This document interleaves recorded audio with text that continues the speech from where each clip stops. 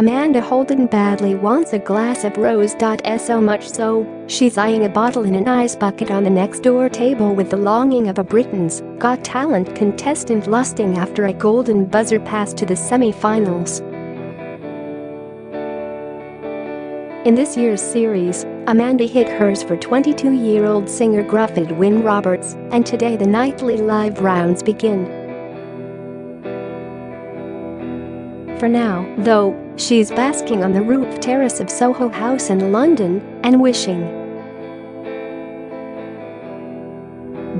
well, that she could chill here all afternoon. I'm looking over there, she gestures to a table of 3 blokes, jackets off, ties loosened.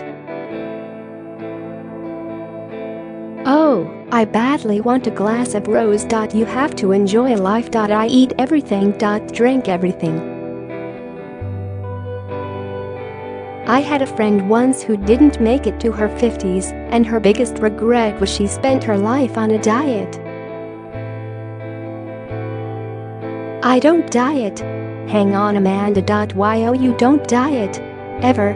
I go to a fitness camp in Portugal before the live shows. I'm a vegetarian, so for me, it's lots of avocado, chickpeas, and quinoa salads as well as hikes and boxing. It's really good for your mindset, rather like unplugging your computer and plugging it back in. There are an awful lot of people who watch BGT, more than 8 million last year, so I want to look the best I can. Alesha Dixon is the same.BGT is like going into the boxing ring.You train for it.You look your best for it, and then you do the rounds.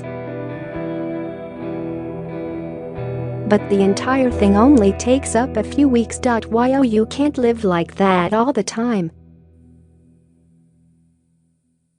I practice a form of yoga, which is more to do with breath control and strength than getting sweaty, and I run every morning, but I love a glass of wine and going out.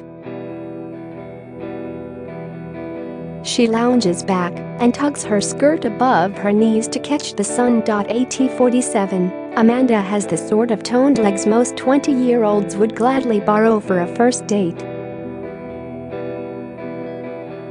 She looks so arresting the rosé-swilling blokes are eyeing her up as much as she did their ice bucket.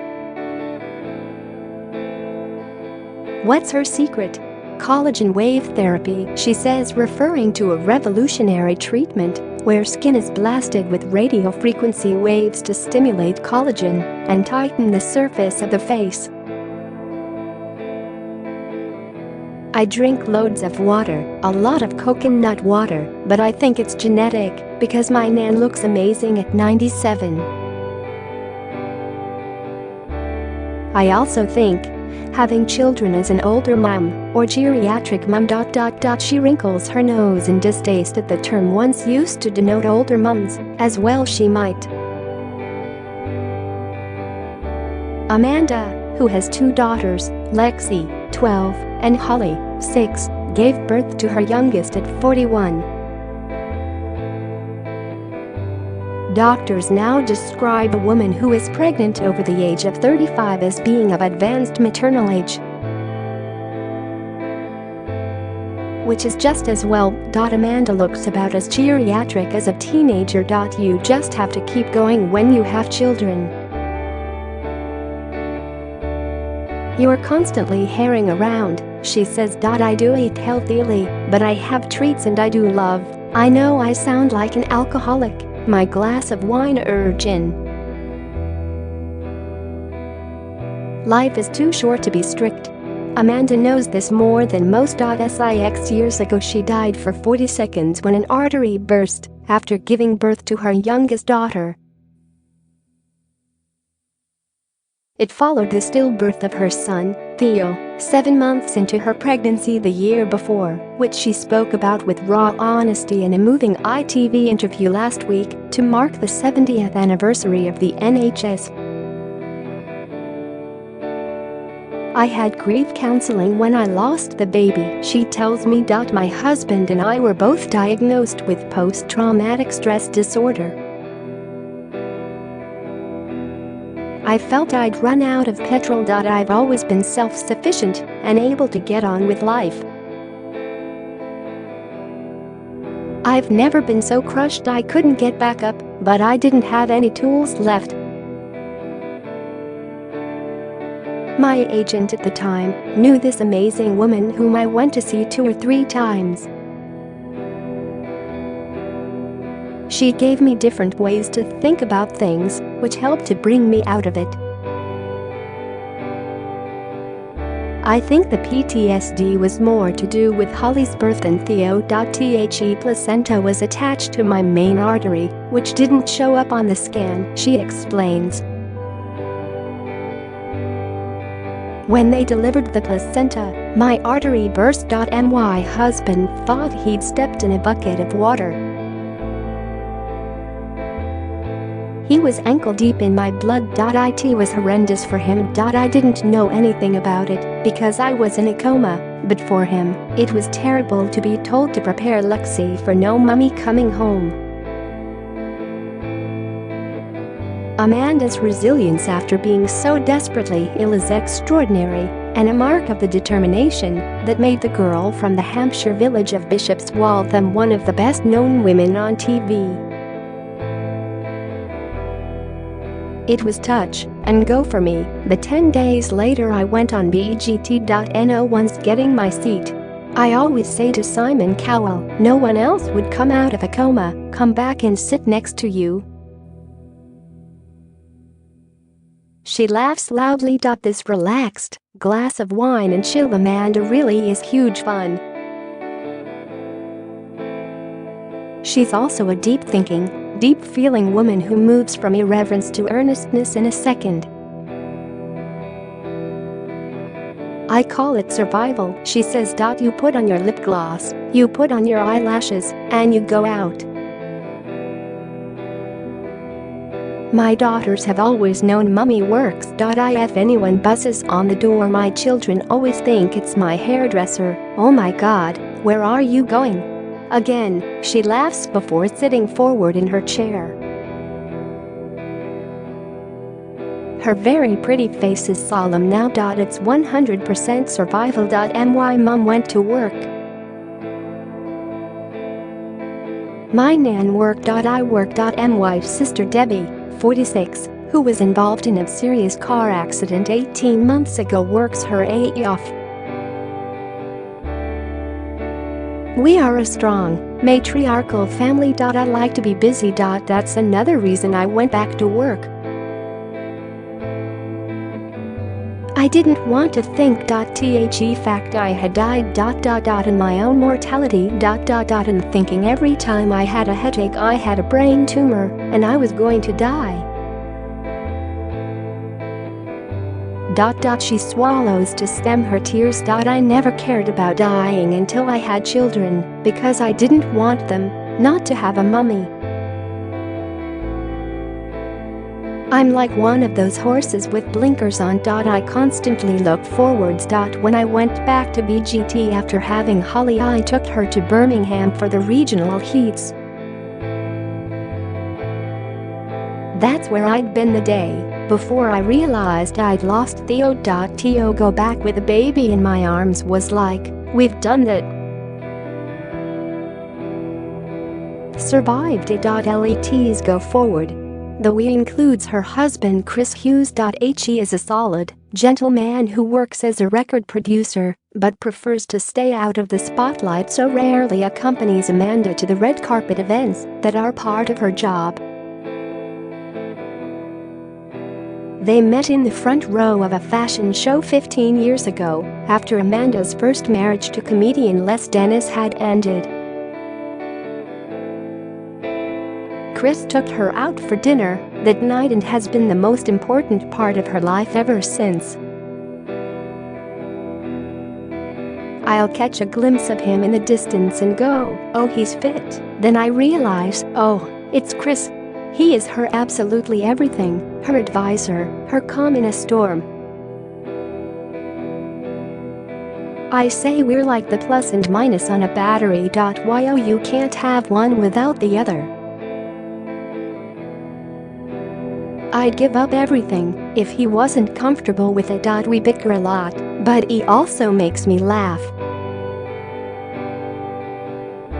Even during the difficult year we had with our babies, we were very dark-humored. We found a lot to laugh about. Such as, "It's so sick nobody would get it.I in our house, we're like Beetlejuice." She is referring to Tim Burton's black comedy about a recently deceased couple who haunt their former home.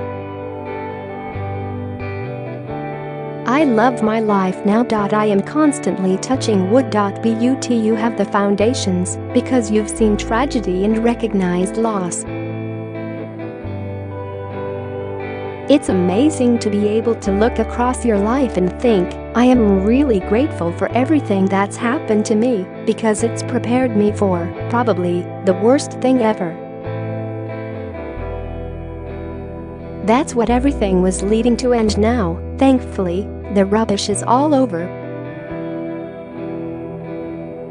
She reaches out to touch the mockwood effect table. "Oh, this is metal," and roars with laughter. "There's still more, though. I appreciate everything I've got, but still go, this is looking lovely, and I'm spinning all the plates, but there's another plate over there I'd like to spin." Most recently that means her interiors collection, Bundleberry, for QVC UK, which includes cushions, throws and pieces of furniture influenced by her childhood in the 70s. "I've got a chair that was based on one my grandmother had in her spare room, which is why it's called the Ethel. She hates her name, so can't believe I'd call anything the throws, the blankets, everything has come from loving the 70s. It's linked to my childhood and not having anything much. Amanda's biological father left when she was 3. She has little memory of him, so considers her stepfather less to be dead. They had no money," she says. "My dad was a second-hand car dealer. Things got better as we got older, and they made their own luck by running a guest house in Bournemouth. They now have a thatched cottage by the sea in Cornwall, which is what my mum wanted when she was 10. When I was younger I felt I wanted to move away from the village and be successful and give my mum and dad everything they've given me." She and her family have a house in Richmond and a 600-year-old cottage in the Cotswolds. "We love the Cotswolds because I don't associate work with that place," she says. "School runs, homework, phone calls, everything happens in London. Nothing happens in the Cotswolds except the swinging of swings and the drinking of wine.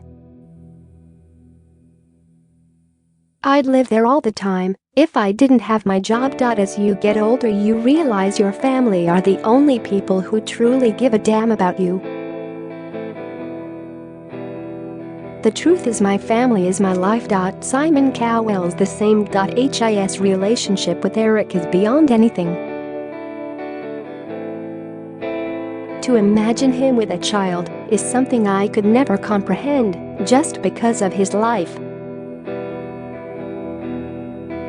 "I used to think it was a shame because he was always so good with other people's children, but I never imagined him toilet training a child and cutting up somebody's fish fingers. It's been a great thing for him." She's less forthcoming about her co-star Ant McPartlin, who has been in rehab battling drink and painkiller addiction after pleading guilty to drink driving after a crash in March. Ant won't be on BGT's Live semi-final tonight, and it's unknown when or if he will return to the show. Amanda says she hasn't heard from him. A few days later we speak again while she's at her Portuguese boot camp.